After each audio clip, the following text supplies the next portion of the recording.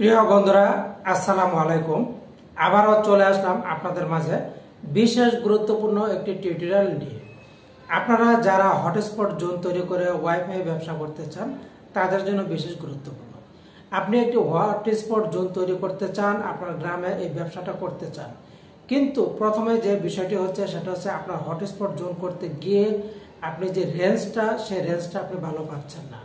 আপনি পুরো আপনার এরিয়াটা কাভারেজ করতে পারছেন না, আপনার স্পিডটা ভালো হচ্ছে না, রেঞ্জটা ঠিকমতো কাজ করছে না।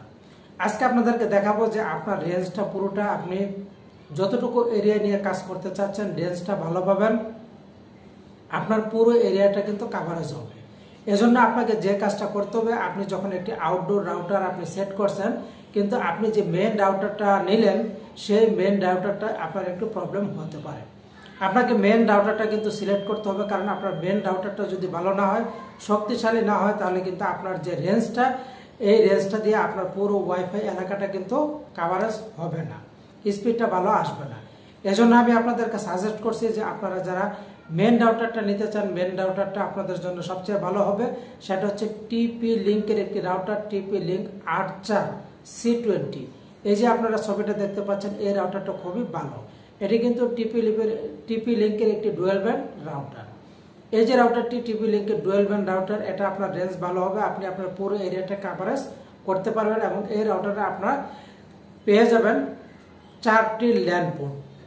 এই 4টি ল্যান্ড পোর্টের মাধ্যমে কিন্তু আপনি ইজিলি বিভিন্ন মাধ্যমে আপনি এগুলি দিয়ে কাজ করতে পারবেন। কারণ এই রাউটারটা কিন্তু তার রেঞ্জ ভালো, সে ভালো আপনাকে সার্ভিস দিতে পারবে। এবং এটা কিন্তু আপনাদেরকে যেটা করতে হবে সেটা কিন্তু আপনি যে মোবাইল ব্যবহার করেন, মোবাইলের মাধ্যমে কিন্তু এটাকে কনফিগার করে নিতে পারবেন। আপনি যে কনফিগার করে নেবেন, কনফিগারটা কীভাবে করবেন সেটা আমি একটু দেখিয়ে দিব।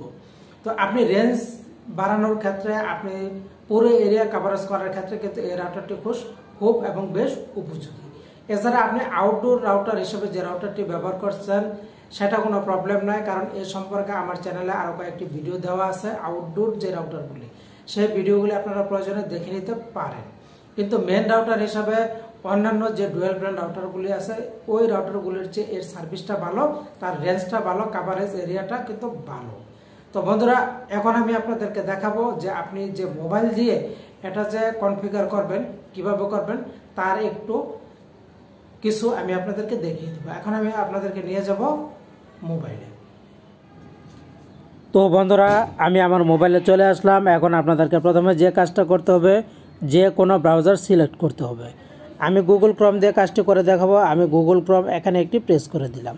প্রেস করে দেওয়ার পর নিউ ট্যাব নিয়ে নিলাম। নিউ ট্যাব নেওয়ার পর এবার আপনাদেরকে চলে যেতে হবে সার্চ বারে।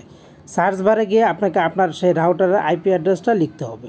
তো আমি সার্চ বারে এখন লিখে দিচ্ছি 192.168.0.1।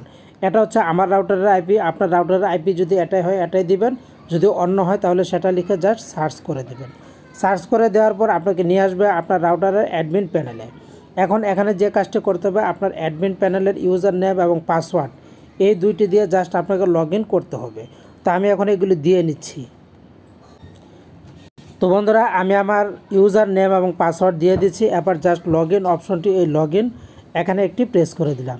প্রেস করে দেওয়ার সাথে সাথে আমাকে কিন্তু আমার রাউটারের অ্যাডমিন প্যানেলে নিয়ে গেল।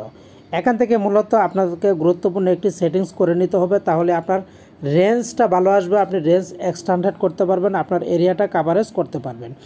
এজন্য আপনাকে বেশি কাজ করতে হবে না। জাস্ট আপনি এখানে যে দেওয়া আছে বাম দিকে লক্ষ্য করুন, বাম দিকে কিন্তু আপনার মেনু বার আছে। এখানে গিয়ে জাস্ট আপনি 2 নাম্বার যে অপশনটা, কুইক সেট আপ নামের একটি অপশন, এই কুইক সেট আপ অপশনটি এখানে একটি প্রেস করে দেবেন। প্রেস করে দেওয়ার পর এই যে এই ইন্টারফেসটা চলে আসলে আপনারা এখানে লক্ষ্য করুন কুইক সেট আপ স্টার্ট। এখান থেকে আপনাকে যে কাজটি করতে হবে, এখানে আপনি পেয়ে যাবেন নেক্সট নামের একটি অপশন। এই যে নেক্সট অপশনটি এখানে একটি প্রেস করে দেবেন। প্রেস করে দেওয়ার পর আবার আপনার সামনে অনেকগুলি অপশন চলে আসবে। এখান থেকে লক্ষ্য করুন, প্রথমে দেওয়া আছে ওয়্যারলেস রাউটার, আর নিচের দিকে দেওয়া আছে WISP SS পয়েন্ট এবং রেঞ্জ এক্সটেন্ডার। তো আপনাকে মূলত এখানে আপনার রাউটারের রেঞ্জটাকে এক্সটেন্ডার করে নিতে হবে। এই রেঞ্জটাকে এক্সটেন্ডার করে নেওয়ার জন্য আপনি এই যে রেঞ্জ এক্সটেন্ডার, এই বৃত্তটা ভরাট করে দেবেন, এখানে টাচ করে দেবেন, দেওয়ার পর তারপরে নেক্সটে গিয়ে কাজ করতে হবে। তো কীভাবে আপনি আপনার এই টিপি লিঙ্ক রাউটারের রেঞ্জ এক্সটেন্ডারটা করবেন সে সম্পর্কে আমি নেক্সট একটি টিউটোরিয়াল নিয়ে চলে আসব, কারণ এখানে ভিডিওটা লং হয়ে যাচ্ছে, সেজন্য আমি আর দেখালাম না। তো বন্ধুরা, আশা করছি পুরো প্রসেসটি পুরো প্রক্রিয়াটি বুঝতে পেরেছেন। ভালো থাকুন, ধন্যবাদ।